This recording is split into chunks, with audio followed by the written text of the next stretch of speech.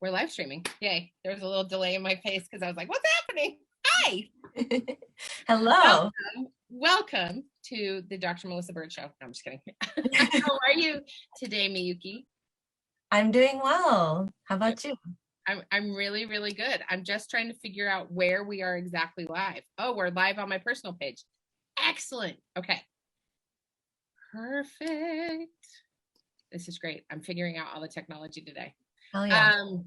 I'm so happy to have you here. It's so nice to see you. There's a little delay in my face because I was like, there we go. Okay. We are totally set up. How are you today? Nice. I'm really good. I don't understand why Facebook's decided to change the technology. Oh, hi, Liz Irish. How are you? It's nice to see you. We're already getting people on here. How joyful. Yeah. I was hoping to be live on my business page, but I guess we'll be live on my personal page and I'll put it over there later. There you go. Nice. Thank you so much for taking the time out of your very busy schedule to join me today. I'm so grateful for it. It's my joy. For everyone who's watching, I met the lovely Miyuki because I presented at a conference in Berkeley right before the pandemic happened about not going into academia as an academic. And you got connected with me. I can't remember exactly how. And we engaged in this beautiful mentoring relationship, and it's just been so fun. So I'm so happy that you're in my life. It just makes me so happy. Yeah, no, I so am amazed by the universe's ways. And I can remember I did an informational interview with you where I was like, oh, just how did you start your business? This and that, this and that. I'm looking for a mentor. And like throughout the conversation, you were like, wait, a mentor? I can do that. I could be your mentor. And I was like, she keeps saying this thing. I don't think she means it, but you really meant it. I really did. So I'm just feeling blessed that you've been a mentor in my life. Oh, it's such an honor. I'm so happy I get to have you in my life. It's so beautiful. So would you tell people a little bit about who you are and what you do, Sure. and all the magic you engage in the world? Yeah, I'll share a kind of distilled version. So I'm Miyuki Baker. I like to do this me, you, ki. So you'll never forget my name. I use they, them pronouns. I'm a non-binary queer artist and scholar and community organizer. I'm getting my PhD at Cal. So I have another year to go. I'm finishing my dissertation. It's on performances of solidarity by people with race, class, and academic privilege. Yeah, what else? I'm a zine So glad you're writing that dissertation. Yeah. I'm a non-binary, well, I already said I'm non-binary, but I'm a parent to a little one. And what else? Yeah, I'm in the Church of Black Feminist Thought, which I founded and co-convened with my collaborator, Malika Imhotep. Yeah, just kind of getting my tentacles back out there now that I'm about to approach 2 years of parenting. So, but those are some things that I'm involved in. 2 years old is such a fun age because they start to get more verbal and everything's brand new and they're like, everything is just so expansive in their world when they really fun. It's so cool. It's so fun. My favorite, I'm gonna digress for just a minute because that's what I do, because it's my show, so I can do what I want. And when Sean was 2, he would only wear his Batman costume.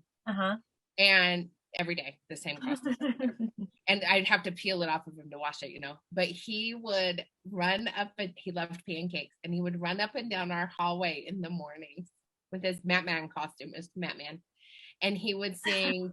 He'd go like this: dun dun dun dun dun dun dun dun. I want a piece of pancake up in the halls. And that's all he would say for like the whole day. That was just like, wow. Dun, dun, dun, dun. Yeah. Anyway, it's so awesome. Wow. Thank you so much for being here.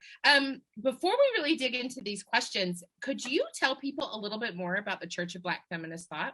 Yeah. So it started about 3-4 years ago. Me and Malika were in this Black performance studies theory class, and she saw my illustrated note taking, and she was like, we should collaborate. And I was like, yeah, let's make a zine together. And then we realized that we didn't want to make a zine just based on our own like kind of bubble. So we decided to host study sessions and gather each month to study a different Black feminist thinker. And we brought in the work of Alexis Pauline Gumbs, who's very embodied in her studying methods. So like something she does is the breathing chorus, where she, actually I have the Oracle deck right here, I might as well show you, where she has like different thinkers and she makes these collages. So this is Fannie Lou Hamer, and the phrase for her is like, nobody's free until everybody's free. Right. And you say that together as a mantra over and over again with your people, and then, you know, journal about it. So we started in that way, like bringing in these different thinkers, whether they're alive, local, or far away, or passed away. And afterwards, we would kind of gather the notes from the session that everyone took and like turn it into a theory map, which is basically just a, like, yeah, you can check it out, blackfeministstudy.org. But I'll put the link in the comments. Yeah. So we made an atlas at the end of a year of making these theory maps. And Black Feminist Study? Yeah. Cool. And people can follow us on Instagram there too, at Black Feminist Study. But it's basically me and Malaika's baby initially, but we're really just co-conveners, you know, for what comes through and facilitating study that can feel and look different than the academia that the two of us were in when we first started it. That's so it was a way to get through our qualifying exams. And something I love to share is just that, like, when you are studying with these thinkers in a way that is applicable to our everyday lives and like to the health of Black women in particular, because we're like centering Black women in this work, it's a totally different way of being in relationship with theory. You know, it's not about mastery, and it's not about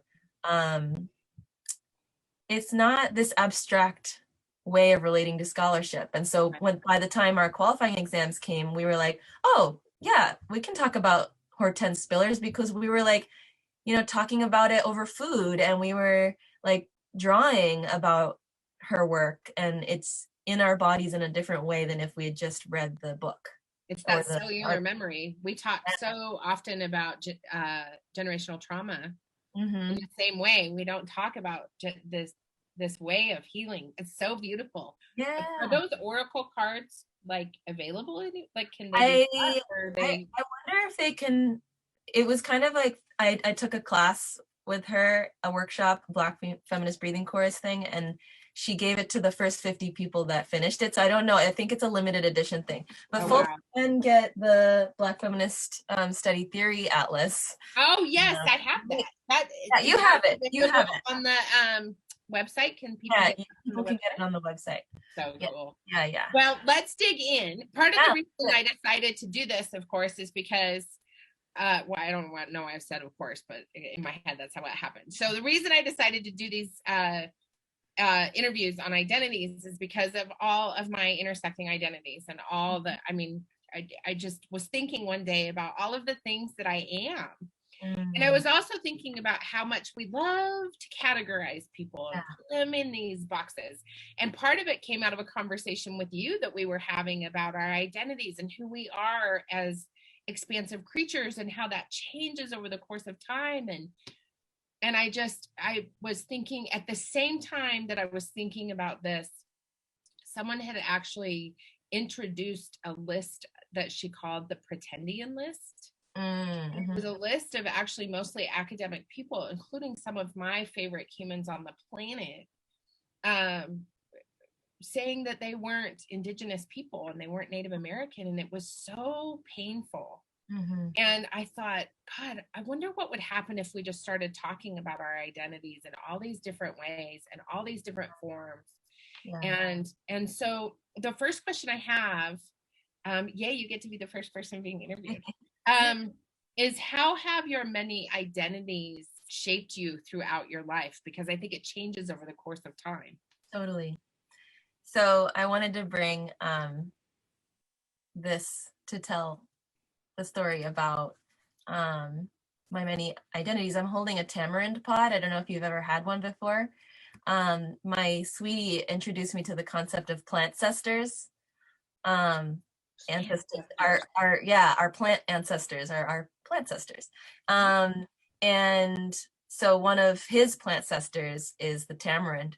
And, you know, there are these really smooth pods on the outside, and then you crack it open. I don't know if you can see. Yeah. It's got this exoskeleton on the outside. Wow. And then in the inside, it's like this sticky, moist meat. And in the middle of it all are these seeds. I've already eaten some. So they're these shiny little seeds. Yeah. And you just like kind of chew them up and whatever. And for me, I've been, today at least, I'm thinking about my many identities as like the tamarind pod, where like these seeds maybe represent the different identities that I've kind of found and listened to. And then the sweet, meaty part, the fleshy part, are all the experiences that I've gained because of these identities, right? Like the people that I related to because of it, the places I went to because of it, the ideas that I thought because I was thinking about those identities. And, you know, they're all connected. And some of the identities are more like the skeleton, some of them are more like the seed, some of them are the experiences, or some are invisible, right? Yeah. But the cool thing about the tamarind pod I was noticing is like the fleshiness affects the way the outside looks. So like this one is very bulbous and this one is not. Yeah. And I'm thinking about it, it feels really profound to me to be like, oh yeah, like there's some parts of my identity that have come to the surface and have really shaped the way I look or the way I talk. And then there are other identities that people will never know unless I, you know, talk about it, or that I don't even know yet. Yeah. So yeah, that's my my tamarind pod response. I love the metaphors that come out of that genius, beautiful brain of yours.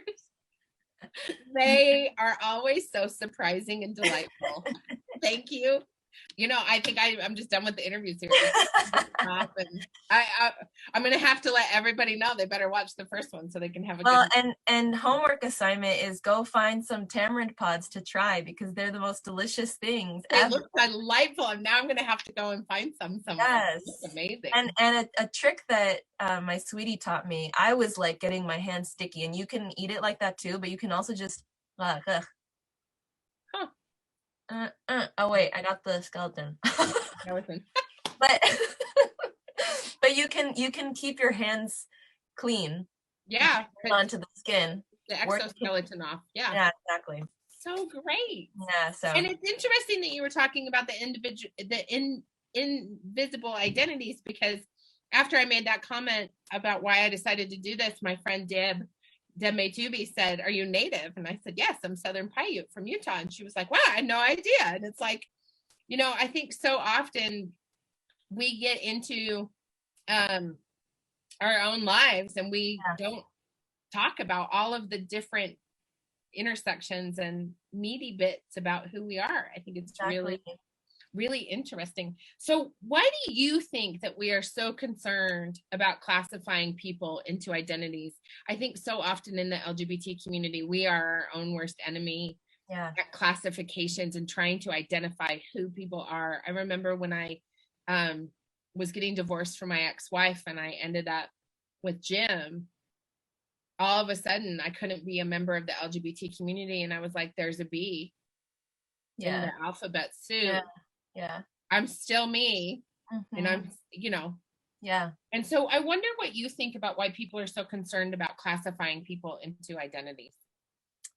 Yeah, I mean, I think a lot of it is the mainstream, like racial capitalist, white supremacists, you know, all that culture, the colonial culture of like needing to create a taxonomy and a hierarchy in order to give the most to some people and less to the rest, right?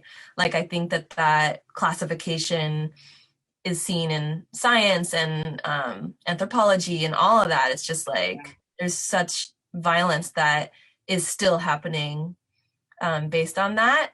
And like for myself, I'm mixed race. And I remember in the past, I would be like, I'm half Japanese and I'm half European or white or whatever. And I'm not a math equation, like, but that comes from that Yes. mentality of like, you're either or. It's like this binary thinking. And so, but that said, I think that there is a human impulse to classify, like even before all of these violent structures. My toddler will point to all the doggies. They love pointing and being like, this is this. And I think that helped us be in relationship with our plant ancestors or our plant allies too. Like if we see poison oak, it's like, okay, here's a boundary. Don't go past here. Or like, here's a bunch of figs. Have some. Like we do have this beautiful and natural impulse to classify that can be good, I think. So yeah, I think that's it just gets dangerous when we view identities as fixed and we're like classified by other people without our consent, without our self-determination. And I've totally experienced what you shared. I remember I was downplaying dating men, like when I had come out as queer initially, and I was like, oh, I can't be. And so, yeah, I just think that it's about allowing for like fruitful and liberatory alliances. Woo, I love that. Yeah. Fruitful and liberatory. That is so. Look at you with all the fruit today. I know. We started with fruit, so I'm just gonna. We might as well just run with it. About 10 minutes at least. Yeah, exactly. I love that, fruitful and liberatory. And wouldn't it be great if that's how we communed with each other? Yeah. These really incredible, fruitful and expansive and open, glorious conversations. Exactly. It's like how much would change. Right. Like maybe we're walking in our neighborhood and like there are people who really love dogs, so they all gather together. It's like, what's wrong with that? Okay, those are the folks that really love dogs. Like those are the folks that really love their birds, and there's nothing wrong with that. That like allows us to find more of ourselves and more, Yes. So I love talking to you. It makes me happy and brings me so much joy. Yay. I could talk to you all day. So what do you wish people understood about identity formation and how we form our identity? Yeah. So I was reflecting on these questions earlier, so I'm looking at my notes, but I was writing about what it could look like to be in a true listening practice with ourselves. That what could happen to our identity formation and transformation if we were always checking in with our bodies, with our communities, like the place that we are standing on, the land that we're standing on.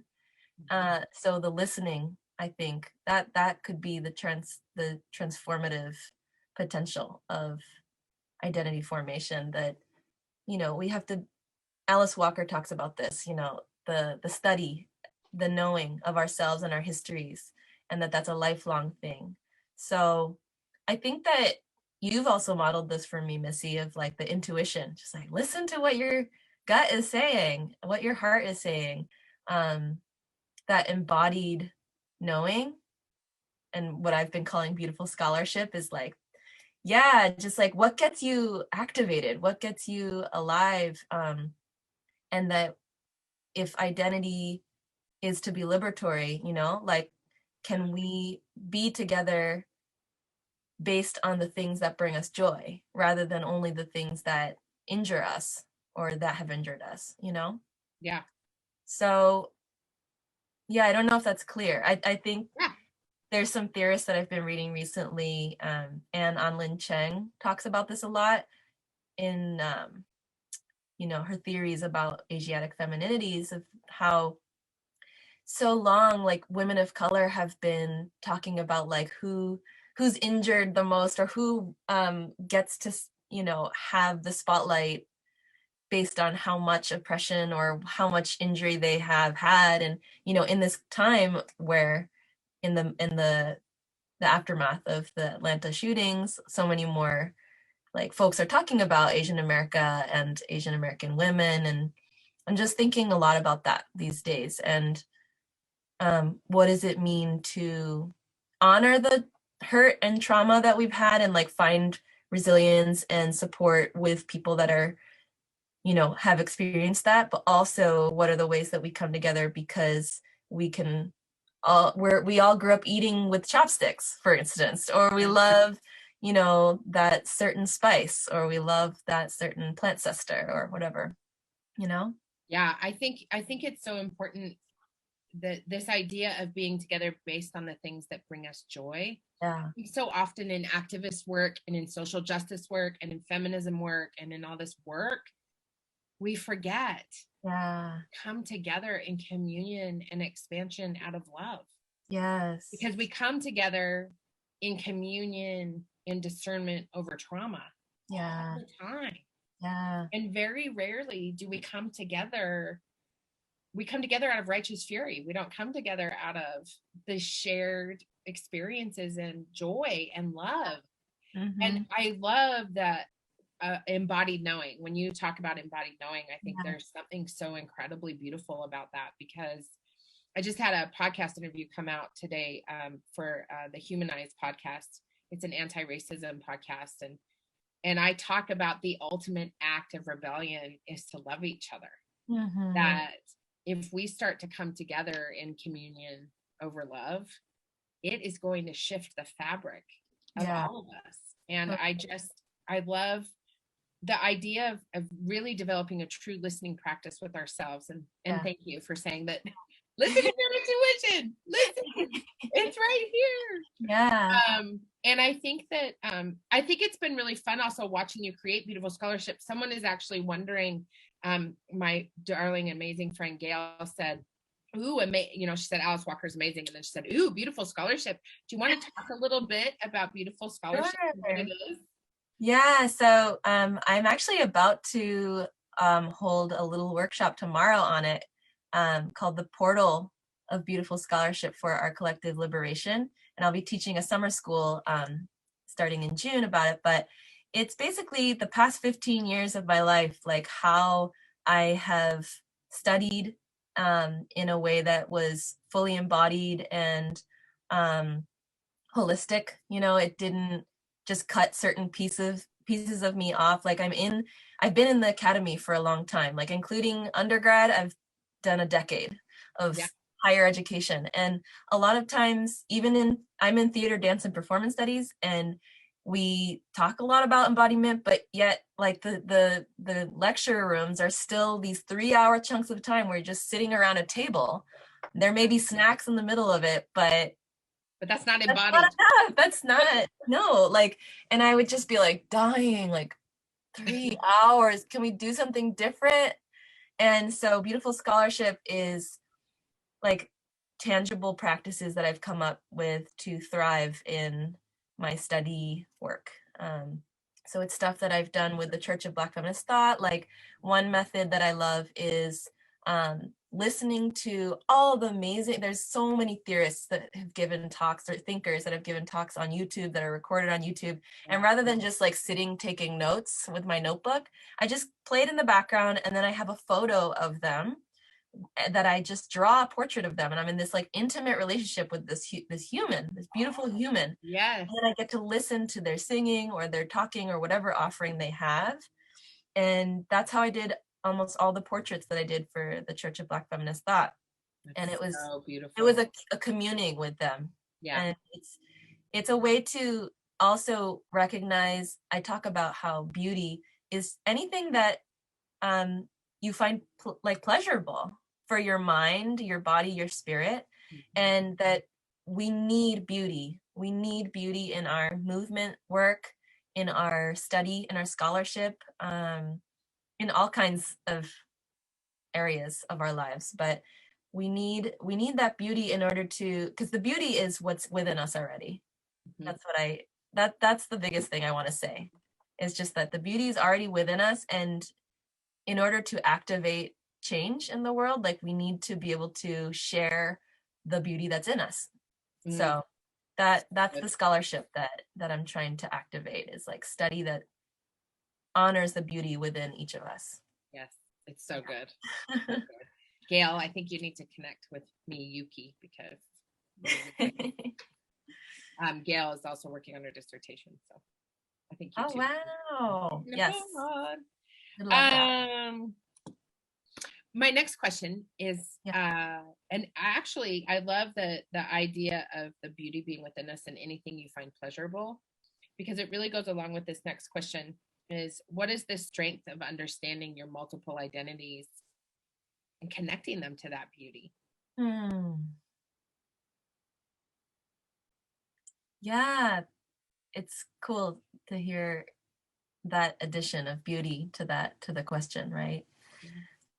Yeah, because originally when I saw this question, I was thinking about how it speaks to not just settling with the monoculture of mainstream society, like it is about finding exactly what is pleasurable to you. It's the nuance and the specific, and that your identities or identity may not translate so easily to broader society or mainstream media. I'm really inspired actually by my cousin who's really into fan fiction, and she was explaining to me fan fiction and also Dungeons and Dragons, which I didn't know anything about. And I was like, oh, you just get to make your own world, like, because you don't see it reflected in mainstream like stories. And I think that spirit is the strength of understanding your multiple identities. Like once you have that authentic listening practice, then you can start to just manifest and embody the things that truly give you pleasure and are the true reflections of the beauty that's inside of you. And then you start to meet other people who light up because of that, and then you find people whose interests and beauty light you up. Right? And I wanted to share a quote from The Color Purple, which I just finished reading, and I was just like, Oh, blah. that's a good But book. yeah, so Shug, she's talking about God, and she says it, because she says God isn't a he or a she, but an it. It came to her one day when she was sitting quiet, that feeling of being part of everything, not separate at all. I knew that if I cut a tree, my arm would bleed, and I laughed and I cried and I ran all around the house. I knew just what it was. And that feeling of feeling rooted, feeling like you're connected to everything, Yeah. like I think that's the strength of understanding the nuances and the specificities of your identities. Yes. I love that so much. Yeah. I feel that so often. I'm in Utah because my aunt suddenly died, and I was trying to drive here to say goodbye to her, and I didn't make it, and I almost turned around because Yeah. I was only about halfway, and I thought, well, I'll just go home, and then I was like, my intuition was like, oh hell no, you keep driving, sister. You need to be in those mountains. Mm-hmm. You need to be surrounded by your earth and your ancestors and your people. Yeah. And I have to tell you, like that, what you just talked about her cutting off her arm, like if she cut off a tree limb, her arm would bleed. Yes. Just looking at my mountains that I grew up with my whole life and remembering that this is the place of my people. Yeah. And that this is where I really, and I have not been home in a long time. I mean, we used to come back every year so my kids could know my aunt and my uncle and my family. Yeah. And we couldn't come because of COVID last year. Yeah. And just being here is so the land is so powerful. Yes. And it's such a huge part of who we are as human beings. Yeah. And I just really, I so appreciate you saying that, especially this embodiment. I love how you constantly talk about embodiment, because I think so often we forget to embody all of these things. Gail just said sacred space, right? Yeah, like it is, it's sacred. Our identities are sacred. And when we try and siphon them off into certain places, either because we have to for safety reasons, or because white supremacy diminishes our light and our shine, we forget that connectivity. Yes. I love what you say about embodiment, because I think that is so powerful, and it does create a strength when we embody these things. I just think it's so beautiful. Thank you. Oh, so good. Talking to you. What is your favorite book /show /podcast about one of your identities? Yeah, so I briefly mentioned her earlier, but Anne Anlin Cheng just came out with Ornamentalism. And it's very like earth-shattering for me, because Black feminist thought has been my feminist of color home, like feminist of color theory home, I should say, in the scholarly world. And so this is the first time I'm reading someone brilliant who's talking as a theorist about like critical theory that's specific to Asiatic femininities. So yeah, and it's in conversation with Black feminist theory. I really dig what she's doing. The cover is amazing. Yeah. Oh my God. Yeah, and she like, to give you a sneak peek, she's talking about how for a long time, like, women of color feminism has been focusing on flesh to get out of the taxonomy of gender. But in ornamentalism, she's talking about how Asiatic femininities show us that like Asian women in particular have been like thingified, and like it has become more about what is the surface. It's like the synthetic humanity, and it breaks the taxonomy of the human, because there's more connection and collaboration that we can go from there to, bring the human and the plants and all the non-human, so-called non-human, and that the non-human is also racialized and sexualized and gendered, right? So exotification. Yeah. It's really powerful. So I have a lot of other favorite books, shows, and podcasts, but this is my current one. It's really great. Thank you so much. I put the link to it in the comments so that people can look it up and get it if they wanted to. Yes. So good. Yeah. And now the surprise question. Here is your surprise question that you didn't know was coming. I'm super excited about it. What is your absolute most favorite thing to eat? To eat. Ooh. I've gotta say sushi is like... Do you have a particular roll that you like? Not the roll, but the nigiri. It's the kind that has like the big piece of fish on top, and then there's a little bit of rice underneath. That's the kind of sushi that I like. And I love salmon. And I love really fresh squid. And I love fresh squid. It's good. Yeah. It's really good. Yeah. The kind that just melts in your mouth.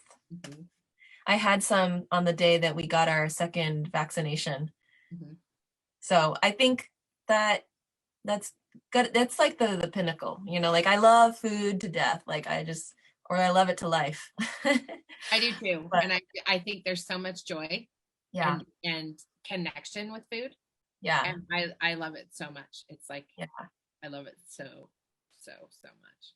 So there's a really mind-boggling chapter on the sushi principle in ornamentalism, if folks want to read it. It's about like eating your own flesh and how it like brings up all kinds of questions about our human animal distinction. It's very good. That's really cool. How exciting. Yeah. Where can people connect with beautiful scholarship? If you go to my website, miyukibaker.com. Okay. /programs. If you want the exact link, you can learn more about it there. You can follow my Instagram at Hey Miyuki, and I post about it there. Yeah, and I'm planning to make a free like e-zine on Beautiful Scholarship, so stay tuned for that. Yes, that sounds super fun. Thank you so very much for joining me today. Thank you, Missy.